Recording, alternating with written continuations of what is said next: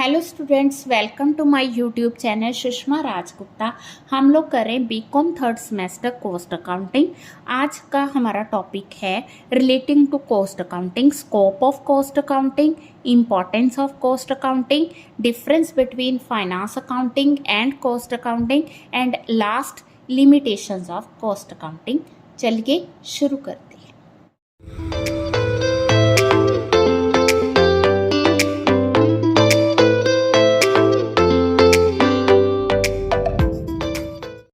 हाँ जी, हमारा फर्स्ट टॉपिक है स्कोप ऑफ कॉस्ट अकाउंटेंसी। तो स्कोप में जब हम बात करते हैं कि कॉस्ट अकाउंटिंग में क्या क्या आता है, सबसे पहले आता है कॉस्ट असर्टेनमेंट। कॉस्ट को असर्टेन करना। कॉस्ट को असर्टेन कैसे करेंगे? जब हम किसी भी प्रोडक्ट को बनाने का खर्चा उसको कलेक्ट करेंगे, एनालाइज करेंगे, ठीक है, तो हमें कॉस्ट असर्टेन होगी। आप जो कॉस्ट है वो कहाँ पे डिसाइड करने? जब भी हम कोई भी प्रोडक्ट की प्रोडक्शन करते हैं तो उसकी कई स्टेजेस होती हैं, तो हर एक स्टेज पे कॉस्ट को मेजर करना इज कॉल्ड कॉस्ट असर्टेनमेंट। इसके कई तरीके हैं, historical cost method, actual cost, estimated cost, standard cost, ठीक है। तो हम कई तरीके से जो है कॉस्ट को असर्टेन कर सकते हैं। देन आ गया कॉस्ट अकाउंटिंग। ये प्रोसेस ऑफ अकाउंटिंग है जिसमें हम उन एक्सपेंडिचर को जो हमने यहाँ पे असर्टेन किए थे उन एक्सपेंडिचर्स को रिकॉर्ड करना, ठीक है, और उनका डाटा तैयार करना, ठीक है। इसमें हम कॉस्ट को असर्टेन करते हैं। कॉस्ट को असर्टेन हम हिस्टोरिकल मेथड से भी कर सकते हैं। देन आ गया कॉस्ट को कंट्रोल करना। कॉस्ट को कंट्रोल किस तरह से कर सकते हैं? हमें पता चल गया किसी प्रोडक्ट की कॉस्ट कितनी आ रही है।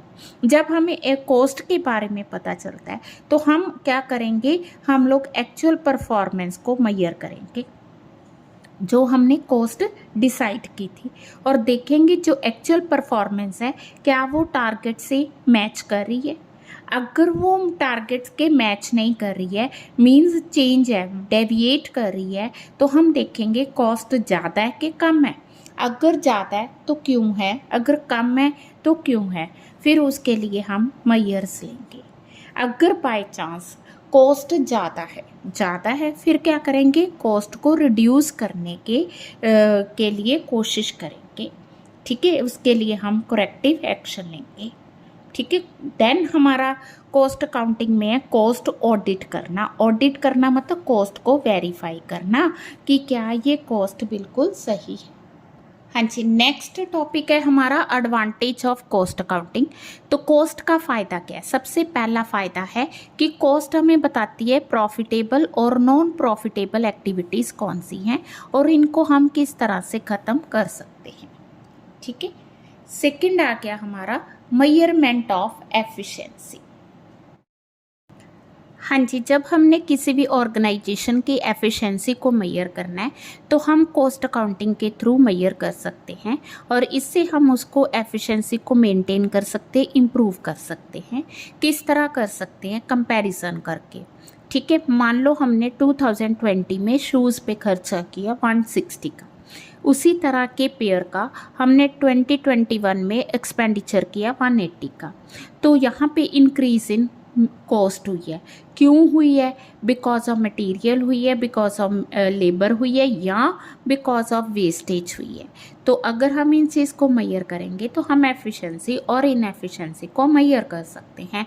अगर तो मतलब मटेरियल की वजह से हुई है then it is okay, but अगर वेस्टेज ऑफ मटेरियल से हुई है तो देयर इज़ अ इनएफिशिएंसी। तो फिर हम स्ट्रेस देंगे कि किस तरह से इसको ख़त्म कर सकते हैं। इसके अलावा जब बड़े बड़े कॉन्ट्रैक्ट लिए जाते हैं या दिए जाते हैं तो टेंडर्स की डिमांड की जाती है।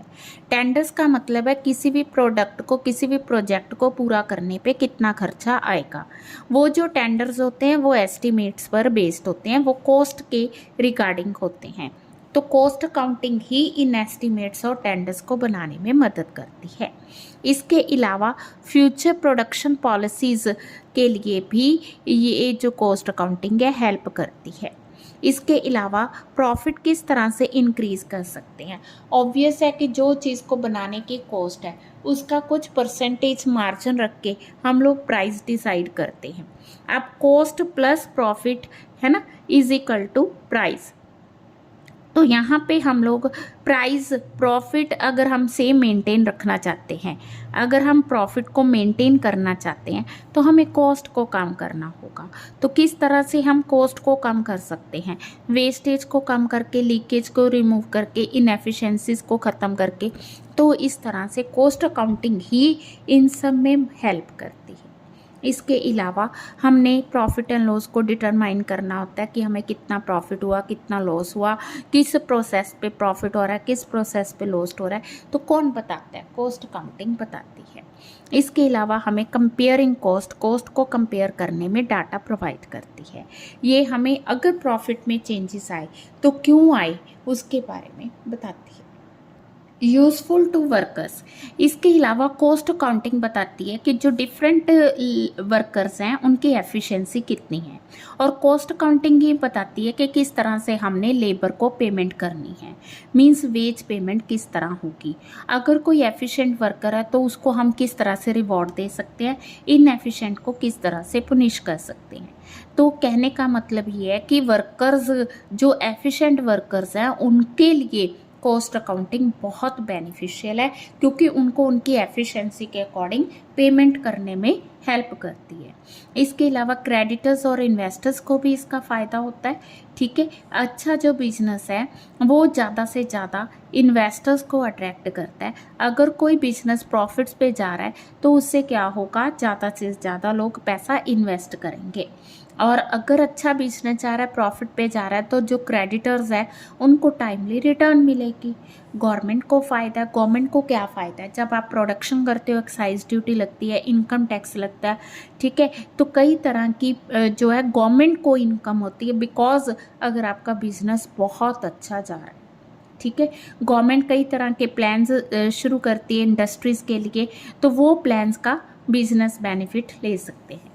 हेल्प टू कंज्यूमर, कंज्यूमर को इसका क्या फ़ायदा है? हमें ये फ़ायदा है कि जैसे ये पेन है, अगर इस पेन की मैन्युफैक्चरिंग कॉस्ट कम होगी तो ऑब्वियस है इसका प्राइस भी कम होगा। तो हमें क्या है कि अच्छी क्वालिटी की गुड्स कम रेट पे मिल जाएंगी। पब्लिक एंटरप्राइजेस को भी फ़ायदा है। उनको क्या फ़ायदा है कि वो क्या कर सकते हैं, वो अपनी कॉस्ट ऑफ प्रोडक्शन को कंपेयर कर सकते हैं। ठीक है जी, पब्लिक एंटरप्राइजेस में पर्सनल इनिशिएटिव है ना नहीं होता, तो इसलिए मतलब उनका अपना कोई पर्सनल बेनिफिट नहीं होता, तो वो किस पे स्ट्रेस देते हैं? सोसाइटी के बेनिफिट पे ज़्यादा स्ट्रेस देते हैं। ये जो एंटरप्राइजेस हैं ये efficient and effective control show करता है। हेल्पफुल फॉर द इकॉनमी, इसके अलावा इकॉनमी का फ़ायदा देखो, कॉस्ट अकाउंटिंग इकॉनमी को बेनिफिट देती है। किस तरह से? क्योंकि ये ऑप्टिमम यूटिलाइजेशन ऑफ रिसोर्सेज करती है, प्रोडक्टिविटी को इंक्रीज़ करती है। तो इस तरह हम कह सकते हैं कि जो कॉस्ट अकाउंटिंग है इकॉनमी में भी हेल्प करती है। हाँ जी, नेक्स्ट टॉपिक है हमारा इम्पोर्टेंट टॉपिक जो कि पेपर में बहुत बार आया है, difference between financial accounting and cost accounting. तो फाइनेंशियल अकाउंटिंग जो है ये क्या है? ये हमें बिजनेस के प्रॉफिट एंड लॉस और फाइनेंशियल पोजीशन के बारे में बताती है, जबकि कॉस्ट अकाउंटिंग मैनेजमेंट को किसी भी प्रोडक्ट की प्लानिंग करने में, ऑपरेशन कंट्रोल में मदद करती है। ठीक है, फाइनेंशियल अकाउंटिंग के जो अकाउंट्स मेंटेन किए जाते हैं वो कंपनी एक्ट और इनकम टैक्स एक्ट के अकॉर्डिंग तैयार किए जाते हैं। अब जो कॉस्ट अकाउंटिंग है ये वॉलंटरी रखी जाती है, जिस तरह मैनेजमेंट की रिक्वायरमेंट है उसके अकॉर्डिंग होती है, बट आजकल ये भी कंपनी एक्ट के अकॉर्डिंग हो गई है। हाँ जी, कॉस्ट अकाउंटिंग में हम लोग क्या करते हैं, जो ट्रांजैक्शंस हैं उनको क्लासीफाई करते, रिकॉर्ड करते और एनालाइज करते हैं। किस तरह करते हैं, किस बेसिस पे करते हैं? According to the nature of expenses. But cost accounting में क्या है, हम लोग अकॉर्डिंग टू द पर्पज़, जो उनका अपना पर्पज़ है उसके अकॉर्डिंग हम लोग जो है एक्सपेंडिचर्स की रिकॉर्डिंग करते हैं। ठीक है, इसमें हम लोग रिकॉर्डिंग एस्पेक्ट देखते हैं, कोई मतलब कि कंट्रोल को स्ट्रेस नहीं देते, बट इसमें हम लोग recording of material, labour, overhead करते हैं। इस पॉइंट ऑफ व्यू करते हैं कि आने वाले टाइम में हम उसको कंट्रोल भी कर सकें। ठीक है। फाइनेंस अकाउंटिंग जो है at the end of the year 31 मार्च को तैयार की जाती है। ये हमें टाइम टू टाइम तैयार करनी पड़ती है जब भी इसकी ज़रूरत होती है। ठीक है। तो जो फाइनेंस अकाउंट्स है ये पूरे बिजनेस के अकाउंट्स होते हैं, जो एक्चुअल में एक्सपेंस हुआ उसके बारे में होते हैं। ये सिर्फ एक पार्ट तैयार किया जाता है जो उस टाइम पे रिक्वायर्ड होता है। ठीक है। इसमें जो कॉस्ट है उसको एग्रीगेट लिया जाता है, टोटल कॉस्ट को कंसीडर किया जाता है, उसमें मटेरियल लेबर ओवरहेड को अलग अलग नहीं करते। जबकि कॉस्ट अकाउंटिंग में हम लोग मटेरियल जो कॉस्ट है उसको आगे पार्ट्स में डिवाइड करते हैं अकॉर्डिंग टू द रिक्वायरमेंट। ठीक है। इसमें हम कमर्शियल ट्रांजैक्शंस लेते हैं जैसे मैन्युफैक्चरिंग, ऑफिस, सेलिंग, डिस्ट्रीब्यूशन। ठीक है जी। तो इसमें ये सारी कंसिडर की जाती है। इसमें हम manufacture of goods and services लेते हैं, है ना, जो कि प्रोडक्शन के साथ रिलेटेड है। तो ये जो इन्फॉर्मेशन है, मॉनेटरी इन्फॉर्मेशन इसमें यूज़ की जाती है। इसमें नॉन मॉनेटरी इन्फॉर्मेशन भी यूज़ की जाती है। ठीक है। फाइनेंशियल अकाउंटिंग का मेन पर्पस सेलिंग प्राइस को डिसाइड करना नहीं है, इसका main purpose profit and loss को डिटरमाइन करना है। और कॉस्ट अकाउंटिंग का मेन पर्पस है सेलिंग प्राइस को फिक्स करना। फाइनेंशियल अकाउंटिंग एक्चुअल डाटा में डील करती है, कॉस्ट अकाउंटिंग एक्चुअल और एस्टीमेट दोनों को लेकर चलती है। ठीक है। जब हम मतलब फाइनेंशियल अकाउंटिंग करते हैं तो कंपनी लॉ है ना की रेफरेंसेस के अकॉर्डिंग करते हैं। ठीक है। तो इसमें इस तरह की कोई रेफरेंस नहीं ली जाती। ठीक है। ये हमें रिलेटिव एफिशिएंसीज के बारे में नहीं बताती है, कॉस्ट अकाउंटिंग हमें रिलेटिव एफिशिएंसीज के बारे में बताती है। इसमें स्टॉक जो है कॉस्ट और market price which ever is less पे लिया जाता है, और इसमें जो कॉस्ट स्टॉक लिया जाता है वो हमेशा कॉस्ट पर लिया जाता है। फाइनेंशियल अकाउंटिंग एक पॉजिटिव साइंस है। ठीक है। तो ये हमें फाइनेंशियल स्टेटमेंट तैयार करने में मदद करती है। कॉस्ट अकाउंटिंग ना सिर्फ पॉजिटिव साइंस है बल्कि ये नॉर्मेटिव साइंस भी है। हाँ जी, अगर हम बात करें लिमिटेशन ऑफ कॉस्ट अकाउंटिंग की, तो फर्स्ट लिमिटेशन है कि कोई यूनिफॉर्मिटी नहीं है। मतलब जब हम कॉस्ट अकाउंटिंग तैयार करते हैं तो उसमें कोई यूनिफॉर्म प्रोसीजर नहीं है। अगर हम दो कॉस्ट अकाउंटेंट्स को बिठा दें तो दोनों के जो है रिजल्ट्स डिफरेंट होंगे। तो कॉस्ट अकाउंटिंग में बहुत ज़्यादा कन्वेंशन, एस्टीमेट और फ्लेक्सिबल फैक्टर्स हैं। मींस ये चेंज हो सकते हैं as per the requirement of the cost accounting. ठीक है। अगर हम बात करें कि स्मॉल ऑर्गेनाइजेशन के लिए ये इतना यूज़फुल नहीं है, क्योंकि स्मॉल ऑर्गेनाइजेशन को कॉस्ट अकाउंटिंग का कॉस्ट ज़्यादा पड़ जाएगी तो उनको बेनिफिट कम होगा। ठीक है। फ्यूचरिस्टिक सिचुएशन में कॉस्ट अकाउंटिंग उतनी फ़ायदेमंद नहीं है। ठीक है। तो मैंने जो मेन टॉपिक्स थे इस चैप्टर के वो करवा दिए। ठीक है। वीडियो अच्छी लगी वीडियो को लाइक करें, चैनल को अभी तक नहीं सब्सक्राइब किया ज़रूर सब्सक्राइब करें, ज़्यादा से ज़्यादा वीडियोस को शेयर करें। Thank you.